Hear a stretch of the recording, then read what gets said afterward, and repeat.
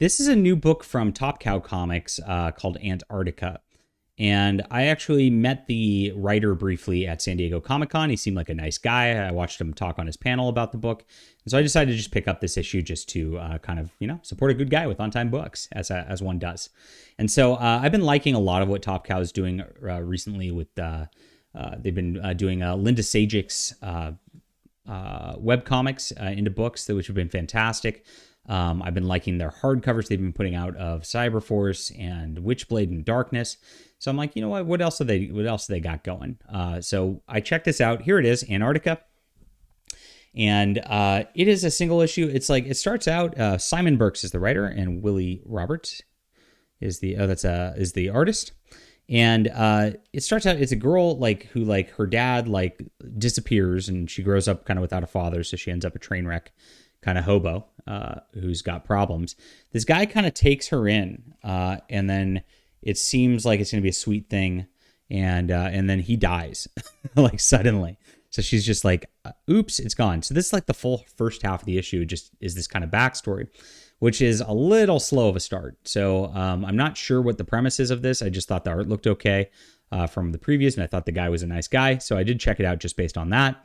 And a little bit slow of a start right here. Some of these backgrounds that have been put in here by the colorist are clearly stock backgrounds, just to kind of make things a little, you see the little panels here, a little, I guess, faster to draw.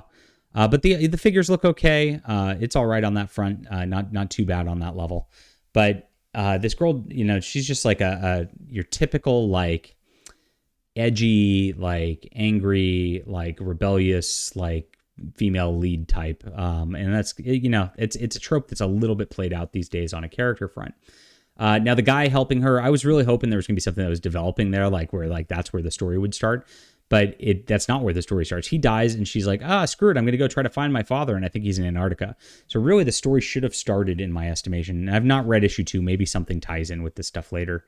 But really it should have started here where she's researching her father being gone. We're about halfway through the first issue. So that's a little rough on that front. And this is where it gets going. She ends up in Antarctica on this team. And she ends up going out into the snow. And I honestly, if it started right here, this really would have been a really compelling beginning. And she ends up in the snow and she ends up seeing herself in the snow. And then that's the end of the issue.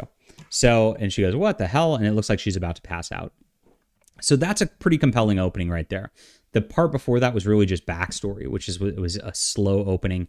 And I still really don't understand the basic concept of this. Is there supernatural stuff going to go on this? Is this a spy thriller? Is she delusional? I don't know what's happening or what to expect after a first issue. And that's kind of a rough start for a first issue. Now, like I said, that end part where it was half is super compelling. The part where she actually was having that dialogue with the guy before he died was also super compelling, but it really just was disjointed. So there's some good stuff to this. There's some stuff that's not quite there yet. The art looks pretty enough. So I enjoy that. It looks professional on that level. Top Cow usually does a really good job on that. And that's where we're at with this. So I'm going to have to pick up issue number 2, and I'll let you guys know if the series is something that picks up from that point and goes on. Of course, these things are typically written to trade these days because that's how the comic industry works.